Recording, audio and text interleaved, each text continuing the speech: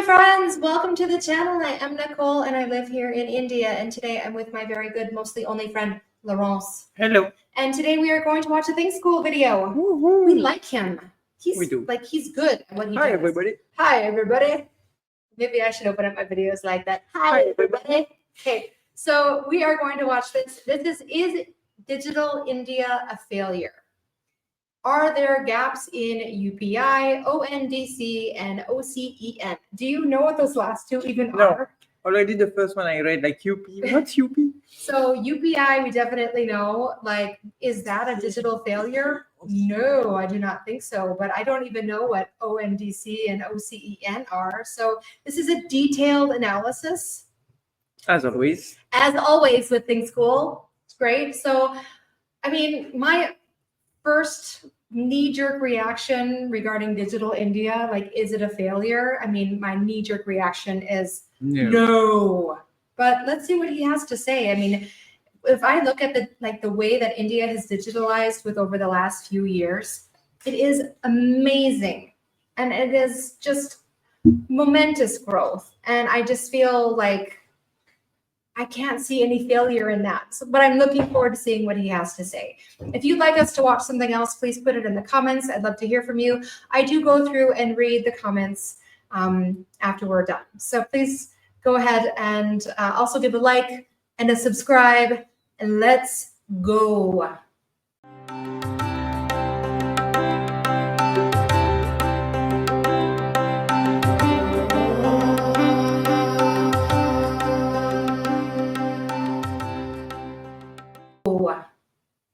Hi everybody.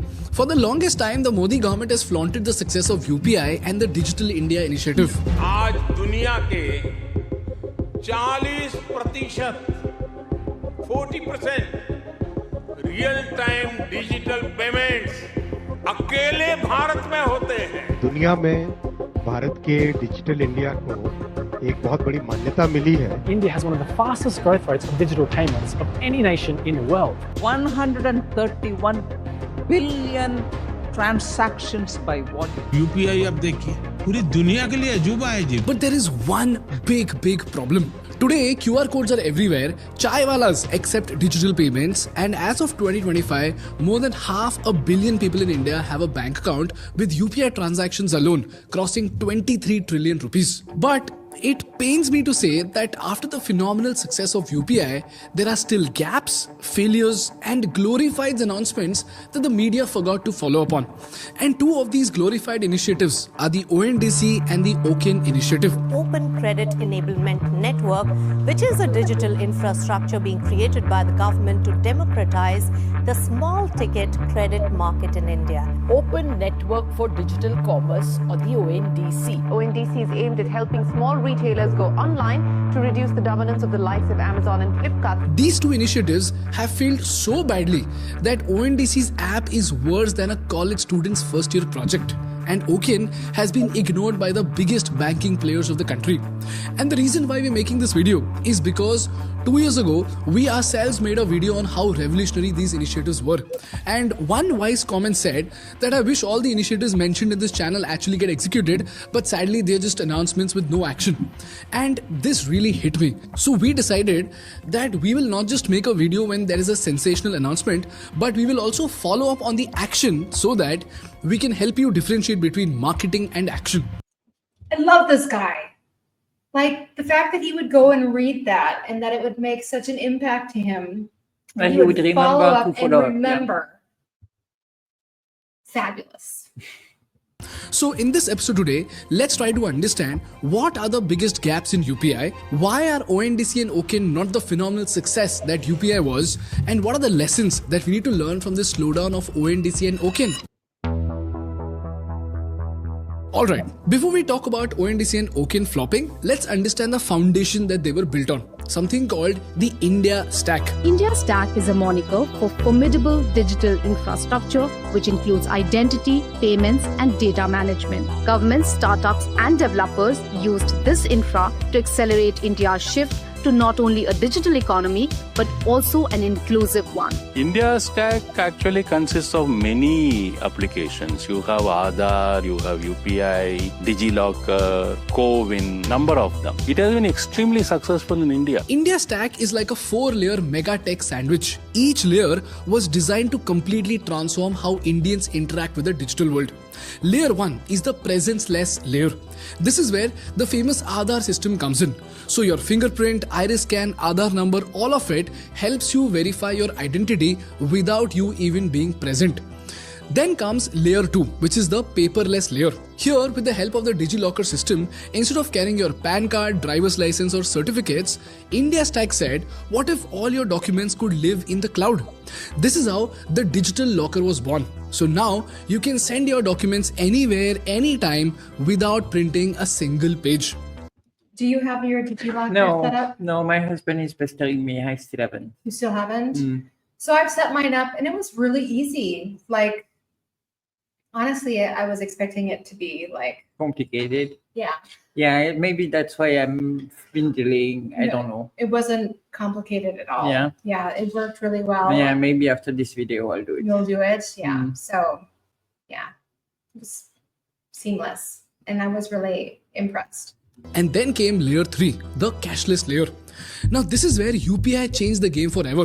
Whether it's a 5 rupee cutting chai or a 50,000 rupee iPhone, UPI made your money move at the speed of light. And then came layer 4, which is the consent layer. This is by far the most underrated layer of all. And here we have something called account aggregator system. This layer helps you share your bank history, insurance, credit score and all other information with the lenders or service providers with no photocopies and no middlemen. And when all these 4 layers of India Stack, which are identity, documents, payments and consent, come together, they were supposed to create a digital superpower. But here's something that nobody tells you. Even UPI has gaps, and they are massive gaps. And guess what? Those gaps are nothing but multi-million-dollar startup opportunities. For example, meet Arjun. Arjun is a guy who runs a restaurant chain in Mumbai. His staff used to pay vendors with cash, file receipts, and then pray for the reimbursements. So it was complete chaos. But then came a company called Cashbook, which is a UPI-based business wallet. So now, Arjun's team uses UPI wallets with 10,000 rupees monthly limits, which is directly controlled by Arjun's company dashboard. So every payment is logged, categorized and approved in real time. This way, Arjun slashed his reconciliation time from 22 hours to just 2 hours and saved 1.2 lakhs per year in just leakage expenses. So the moral of the story over here is that you don't need to reinvent UPI, you just need to fix the gaps, and there are some beautiful business opportunities waiting for you. Similarly, there is a huge need for UPI for salaries and contract payments because businesses even today struggle with payroll processing and freelancer payments. And current options like bank transfers take a lot of time and they need approvals, cash payments are absolutely messy and untraceable, and payment gateways charge very high fees for processing. This is the first gap. And the second gap that we could obviously identify was the gap for high value B2B transactions with UPI. But you see guys, these are just gaps in UPI which can still be addressed, and at least UPI worked.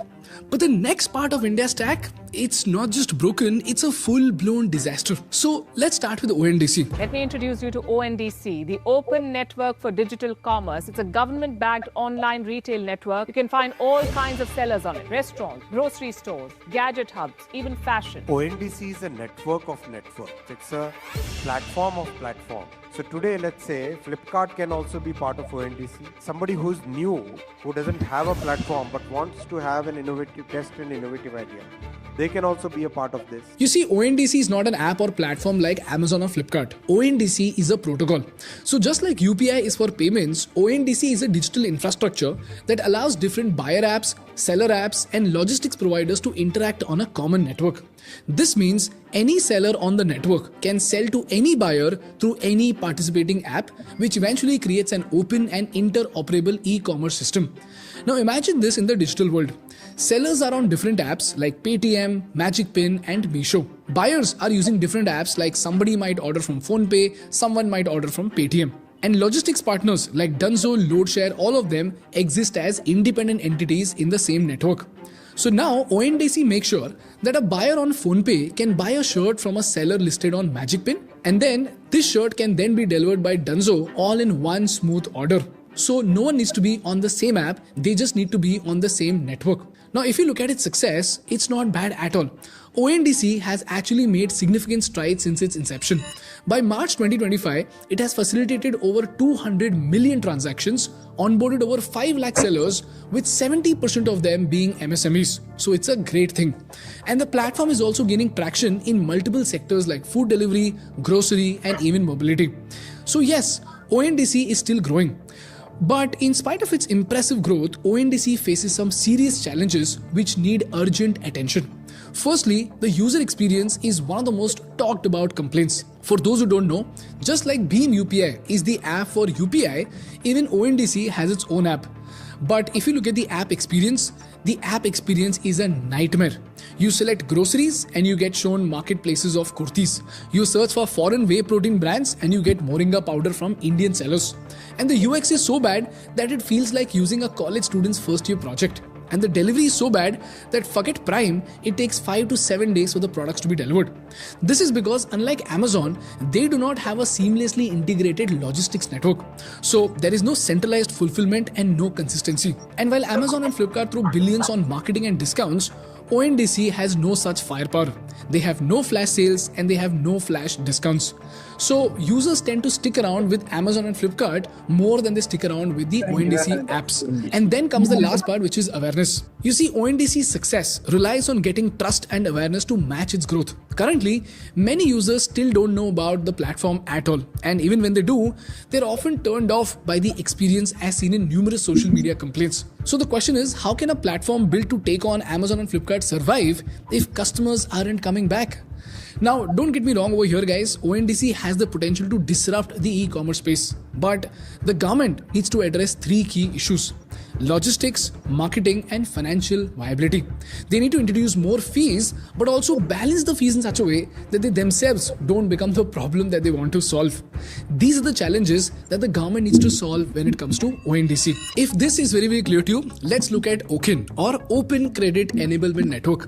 And guys, I must admit that I was very happy for this initiative and I thought that this is going to change the landscape of Indian MSMEs forever. But the only thing that has changed is my opinion on government execution. So let's understand this better. OCEN is a government-led initiative aimed at democratizing the access to credit in India, particularly for small businesses and the individuals who have been excluded from traditional banking systems. So if a small business in Bihar applies for a loan of 10,000 rupees, using Aadhaar, the business owner's identity is verified. Then the business shares its GST records and transaction history via the account aggregator, which allows the lenders to then access the business's credit worthiness. Then a lender like HDFC quickly approves the loan using real-time data and the business receives its funds instantly via UPI. And then the business will use DigiLocker to store and access important documents digitally, reducing paperwork and ensuring security.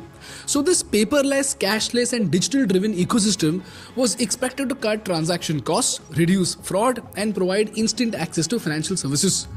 So the question is, where did we all go wrong? Because this seems like a very straightforward procedure, right? Well, the biggest challenge for OCEN has been the reluctance of major banks to fully participate. While initial reports in 2022 and 23 suggested that lenders like ICICI Bank, Kotak Mahindra, Aditya Birla Finance have signed up, their level of engagement still remains low. In fact, the total loan disbursal through OCEN as of 2024 was just 23 crore rupees. And that too to just 14,000 sellers. Now compare this with UPI's transaction volume, which hit 200 lakh crores in 2024. You will know how OCEN's impact was negligible in contrast to the other digital public goods. In fact, from what we read, by 2024, only 5 lenders were actively disbursing loans through OCEN, which indicates a failure to reach mainstream adoption. Now, why is this happening? Well, from the brief data that was available on the internet, what we found is that, number 1, the banks fear losing direct control over customer relationship.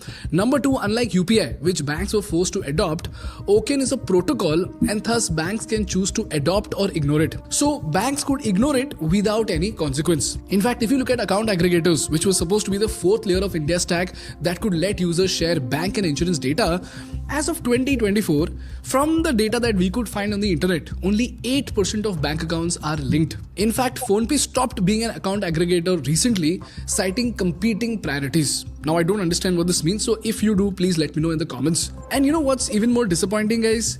The latest status of OCEN is not available on the open source. So if at all it is successful, I would request a government official to please email the report to write-to-thinkschool@gmail.com and we will make a video on it. And the last reason why OCEN is a failure is because of the regulatory and operational failures in early pilots.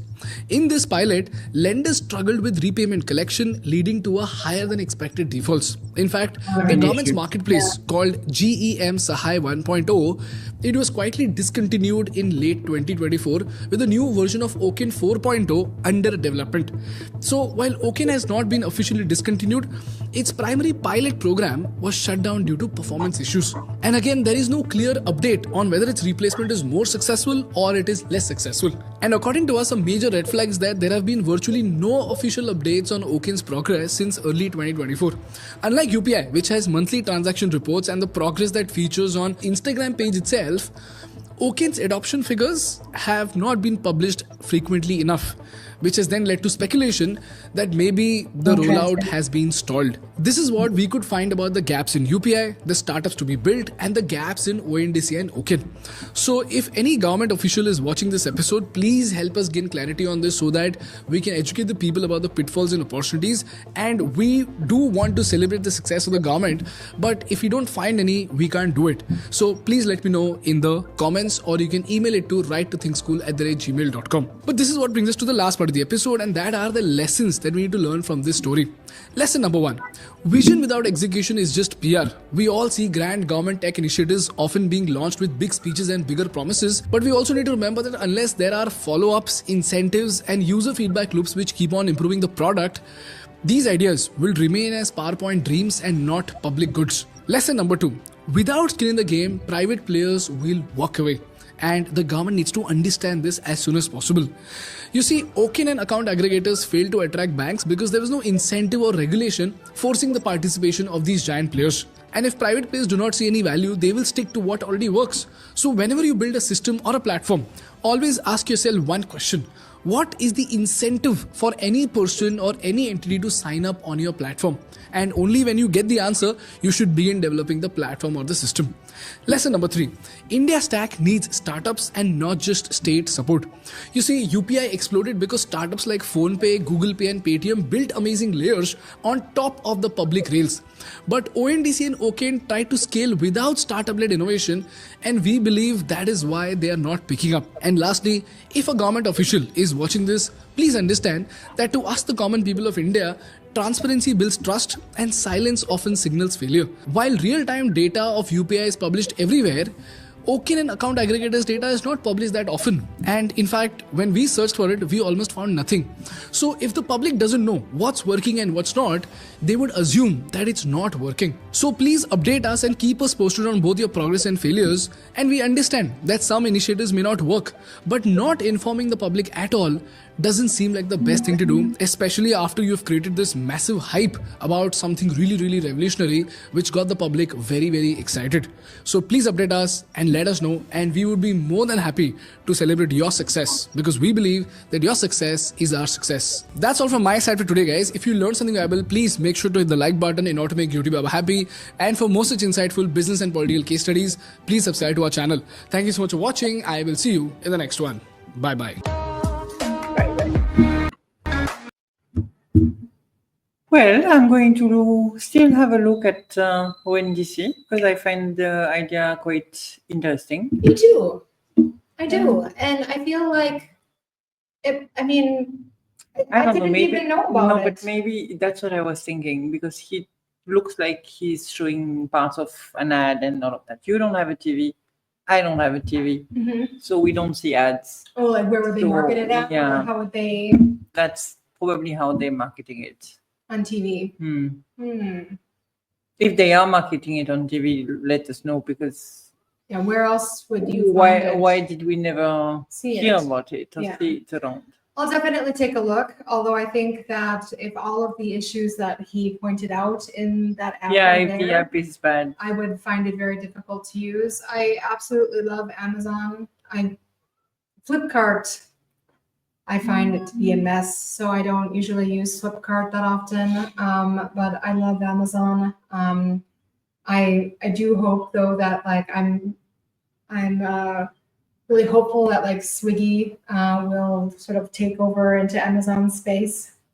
I think they have the possibility of doing that. Well, the number of things you can find on Instamart, Blinkit, and which is not anymore just your local grocery Yeah. is quite amazing. It's really coming up in terms of that. Yeah. So I do think though that one thing he didn't touch on, which I learned recently, did you know they're going to start taxing UPI payments above 2,000 rupees? Oh no, I didn't know that. Well, Yeah. it makes sense. No, it doesn't. I think it's awful. And I think it is awful for us. I agree for the user, but it makes sense for them because they'll get more money. yeah, well, so I've always been But how do you? I always thought that taxing UPI payments would be a good thing, but like a tiny amount, like let's say 3 rupees or 5 rupees, but on every transaction. Yeah, like 2, even it could even be like a paise, like 2 or 1 rupee. But if you have that many transactions in a year, that money will totally add up. But so how are they planning on taxing it? they are. I don't know how it's going to be implemented, but it's going to be.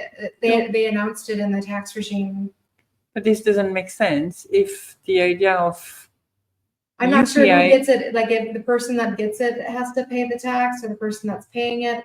I'm not quite sure how it's going to be done, but they are going to be taxing payments over 2,000. I think is the limit. But it has to be when you receive it, because Yeah. the whole idea is to track down people who are not declaring their taxes, right? Yeah. So I'm not sure, but I think it's crappy.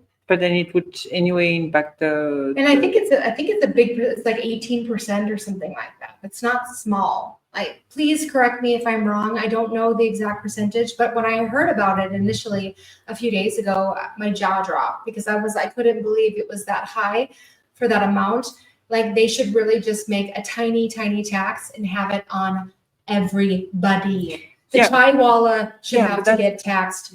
I should have to get taxed. Everybody should have to get taxed, and not just people that are making 2,000 rupee transactions.